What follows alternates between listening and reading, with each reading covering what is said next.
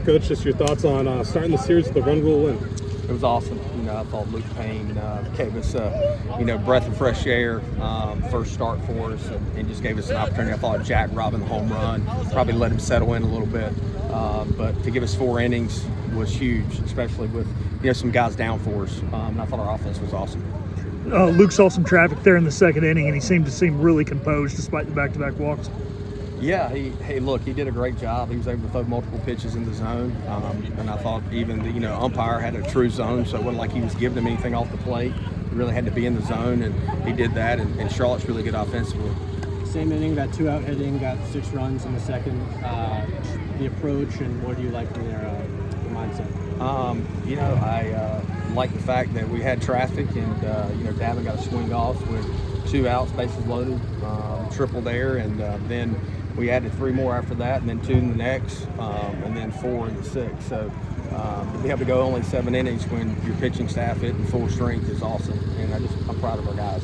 Seems like Chance Hall's earned a lot more playing time here these last few weeks compared to early in his career. Can you talk about how he's progressed? Yeah, Chance and Davin, they're the same age. They're both redshirted.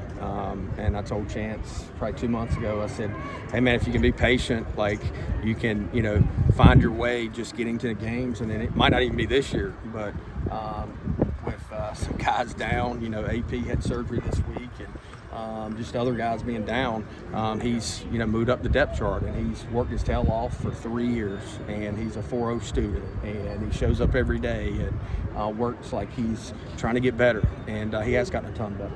Just going back to Jack Herring's catch in the first inning, you said you said to him it might have been one of the best catches you've seen. It's number one by far him. Yeah, I told him it's like the best play he's ever made in his life. I didn't see him before East Carolina, but I'm telling him it's the best play he's ever made in his life. And that's the shoulder he dislocated. And he's been wearing a wrap up until the last couple games. If he had the wrap on, there's no way he catches that ball.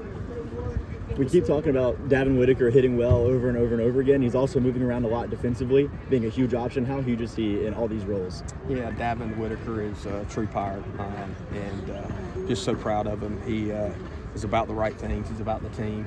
I met with him, I think Monday. I met with some of our leaders, and I told him that he wouldn't be starting against left-handed pitching, but he would be in there right-handed pitching. And he told me that, hey, Coach, I can hit left-handed pitching. I said, well, when you get an opportunity, you need to make the most of it, but you're probably not going to start. And then the other night he came off the bench, had 3 RBIs, had to face a lefty, had an RBI versus a lefty, and he even smoked the ball in the first inning to the second baseman that almost ate him up. So Davin just puts together quality at bats, but he's about the right stuff, and that's the thing that you guys can't see because you're not in the dugout, you're not at practice and stuff. But works his tail off and has stayed here when he could have gone into the portal, and he doesn't want to leave here. He's an East Carolina Pirate.